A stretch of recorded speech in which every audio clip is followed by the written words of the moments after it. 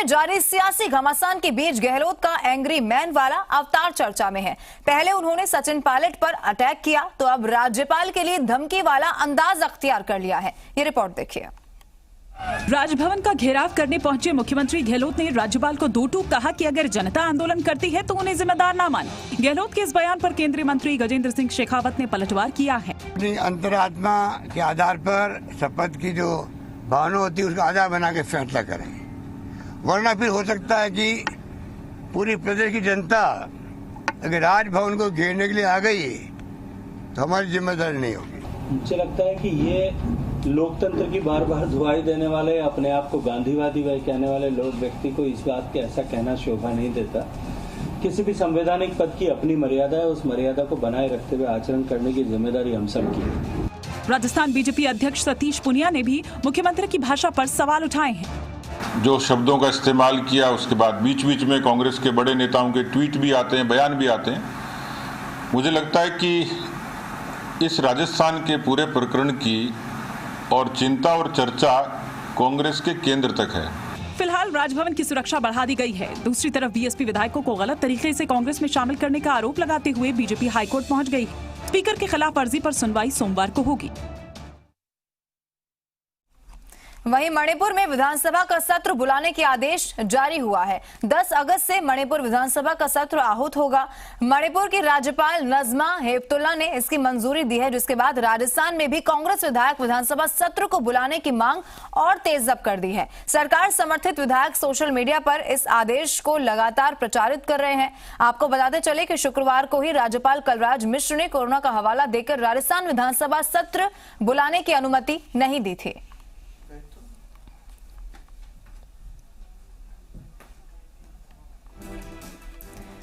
आपको बताते चले मणिपुर के राज्यपाल नजमा हेपतुल्ला ने इसकी मंजूरी अब दे दी है और जिसके बाद इसी को ध्यान में रखते हुए राजस्थान में भी कांग्रेस विधायक विधानसभा सत्र को बुलाने की जो मांग है उसको और तेज कर चुके हैं और इसी के लिए आज 11 बजे जो प्रदर्शन है वो भी किया जाएगा। कांग्रेस पार्टी की ओर से लगातार सियासी घटनाक्रम यहाँ पर जारी है और इसी बीच ये मणिपुर में विधानसभा सत्र बुलाया जाना एक बढ़ावा यहाँ पर कहीं ना कहीं मिलता है और इसी को आधार बनाकर मांगों को और भी तेज किया जा रहा है और सोशल मीडिया पर भी कांग्रेस विधायकों की ओर से शेयर किया जा रहा है।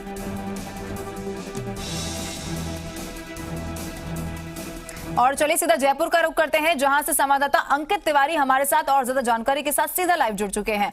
अंकित, देखिए जो सियासी घटनाक्रम पूरे राजस्थान में चल रहा है और अब ये भी खबर सामने है कि मणिपुर में विधानसभा का सत्र बुलाया जा रहा है, तो कहीं ना कहीं अब कांग्रेस विधायकों को भी लग रहा होगा कि जब वहां पर सत्र बुलाया जा सकता है, कोरोना तो पूरे देश में ही है, तो यहाँ पर क्यों नहीं बुलाया जा सकता। और दूसरी महत्वपूर्ण बात अंकित, मैं ये आपसे जानना चाहूंगी, चूंकि 11 बजे का समय है, कुछ ही देर में 11 बजने वाले हैं, वो समय महत्वपूर्ण हो चला है, तो क्या जो प्रदर्शन है उसके लिए कोई जानकारी आपको ऐसे मिल पा रही है कि वो पैटर्न क्या होगा प्रदर्शन का, चूंकि कोरोना काल है, तो क्या नियम कानून बनाने वाली सरकार यहां पर नियम कानून पालन करते हुए नजर आएगी जयपुर में, या फिर जितने भी जिले में आज प्रदर्शन होने वाला है? देखिए आपके पहले सवाल का जवाब दूं। मणिपुर में 10 अगस्त है और बिहार में 3 अगस्त से लेकर 6 अगस्त तक मानसून का विशेष सत्र यानी विधानसभा सत्र चलेगा। जाहिर है दोनों ही राज्य भी कोविड की गंभीर परिस्थितियों से जूझ रहे हैं। मणिपुर में लॉकडाउन की स्थिति दोबारा से है, वहां पर 15 दिन का लॉकडाउन फिर से लगाया गया था ताकि स्थितियां नियंत्रण में लाया जाए। उन्हीं आपात स्थितियों के मद्देनजर विधानसभा का सत्र बुलाया जा रहा है। जैसा कि उन्होंने राज्यपाल को भी बताया था, बिहार में भी स्थितियां कमोबेश यही है। राजस्थान की बात करें तो राजस्थान में संकट कोरोना के साथ साथ सियासी भी है, क्योंकि उन दोनों की राजनीतिक परिस्थितियां अलग हैं और यहाँ की अलग। राज्यपाल ने कुछ बिंदु उठाए थे और उन बिंदुओं में बात यही थी कि आप विधानसभा सत्र जो बुलाना चाहते हो उसकी नैतिकता के आधार पर 6 बिंदु उन्होंने तय किए थे कि इनके जवाब हमें दीजिए। ऐसे में इन जवाबों के बाद राज्यपाल निर्णय लेंगे। राज्यपाल ने अभी तक अंतिम निर्णय नहीं लिया है कि बुलाया ही नहीं जाएगा, लेकिन अब चूंकि स्थितियां ऐसी गंभीर हो गई थी कि 24 घंटे तक कोई जवाब नहीं मिलने पर कांग्रेस के जो विधायक हैं, मंत्रिपरिषद के साथी हैं, मुख्यमंत्री अशोक गहलोत हैं, तमाम लोग राजभवन पहुंच गए थे। तो जाहिर है जो रुख था राज्यपाल का वो विधानसभा सत्र नहीं बुलाने की ओर इशारा था। ऐसे में सरकार चाह रही थी कि तुरंत विधानसभा सत्र बुलाया जाए। ऐसे में सभी लोग राजभवन पहुंचे और अब दोबारा से जब वो प्रस्ताव जाएगा तो संभवतः है कि राज्यपाल ना नहीं कह पाए। क्योंकि अब तक के घटनाक्रम की बात करें तो एक बड़ी खबर ये आ रही है कि 11:30 बजे मुख्यमंत्री आवास पर बैठक है मंत्रिपरिषद की। मंत्रिपरिषद के तमाम साथी वहां पर मौजूद रहेंगे। मंत्रिपरिषद की बैठक में संभवतः जो प्रस्ताव भेजे गए थे कैबिनेट की अप्रूवल के लिए कि वापस से विधानसभा सत्र बुलाने की मंजूरी लिया जाए, तो कैबिनेट के साथ साथ मंत्रिपरिषद की भी मंजूरी लेकर ये प्रस्ताव भेजा जा सकता है। तो जाहिर है 11:30 बजे बैठक है, उसके बाद राजभवन में वो प्रस्ताव जा सकता है। 2-2.5 घंटे में राजभवन में वापस से विधानसभा सत्र बुलाने के लिए प्रस्ताव दिया जा चुका है। उसके बाद राज्यपाल का रुख क्या रहेगा देखने वाली बात होगी। एक और अपडेट इसमें यह है कि होटल फेयरमाउंट जो मेरे ठीक पीछे है, इस होटल फेयरमाउंट में विधायकों की भी बैठक है। 11 बजे से करीब ये बैठक शुरू होगी और बैठक में तत्कालीन जो घटनाक्रम है राजनीतिक उस पर मंथन होगा, एकजुटता की बात होगी, आपसी संवाद होगा और जय कांग्रेस का नारा लगेगा। जाहिर है अशोक गहलोत के समर्थन में सभी एक बार फिर से अपना विश्वास व्यक्त करेंगे। बॉलरूम में यहाँ पर ये बैठक होने जा रही है। तीसरी बात की अगर हम करें तो वो अहम बात यह है कि 11 बजे से कांग्रेस का 33 जिलों में राजस्थान में प्रदर्शन है। प्रदर्शन का तरीका चूंकि पिछले दिनों देखें कोविड के बाद से तो राजस्थान में प्रदर्शन की शुरुआत ही कांग्रेस ने की थी। महंगाई के खिलाफ, पेट्रोल डीजल कीमतों में इजाफे के खिलाफ और लोकतंत्र की हत्या के खिलाफ कांग्रेस की ओर से प्रदेश में प्रदर्शन किया गया था।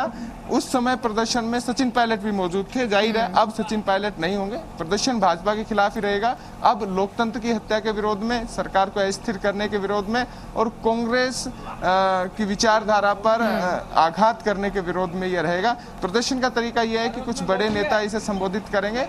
जाहिर है सोशल डिस्टेंसिंग की कवायद की जाएगी, लेकिन जब भी ऐसे राजनीतिक माहौल होते हैं, चूंकि सत्ता पक्ष है तो ऐसे में कानून व्यवस्था की जिम्मेदारी भी उन्हीं की है और नैतिकता के आधार पर होनी भी चाहिए। लेकिन ऐसे जो प्रदर्शन होते हैं उनमें अक्सर हमने देखा है कि जो कोविड के नॉर्म्स है, जो कोविड के तहत दिशा निर्देश स्वास्थ्य विभाग ने और यहाँ तक कि राजस्थान सरकार के खुद गृह विभाग ने दिए हुए हैं, उनकी पूरी तरह से पालना नहीं हो पाती। लेकिन जाहिर है विरोध भी करें, धरना भी करें, लेकिन जी मीडिया अपील यही करता है कि सुरक्षा का भी ध्यान रखें, कोविड के प्रसार का माध्यम ना बने। जाहिर है लोकतंत्र है, सबको अपनी बात कहने की स्वतंत्रता है और ये होगा भी। तो प्रदर्शन 33 जिलों में है और जयपुर में सबसे बड़ा प्रदर्शन होगा। 33 जिलों में से सबसे ज्यादा बात करें तो सबसे ज्यादा संख्या में कार्यकर्ता यहीं जुड़ने वाले हैं। जयपुर के तमाम जो विधायक हैं, यहाँ के सांसद प्रत्याशी हैं, पूर्व महापौर हैं, पार्षद के प्रत्याशी है और चूंकि अभी तो दो कह सकते हैं कि यहाँ पर नगर निगम हो गई है और संख्या बल भी ज्यादा हो गया पार्षदों का। तो अगर ठीक है अंकित, ये बहुत महत्वपूर्ण सवाल है जो भी पूछे जाने जरूरी है। आपसे अपडेट मिलूंगी, आप बने रहिए हमारे साथ। एक बार फिर से मैं आपके पास लौटूंगी और जो सवाल अभी पूछे जाने बहुत जरूरी हो जाते हैं, क्योंकि 11:30 बजे का समय भी बहुत महत्वपूर्ण हो गया है, वो आपके सामने मैं रखूंगी। एक छोटे से ब्रेक के लिए यहाँ पर रुक रहे हैं, फौरन लौटेंगे।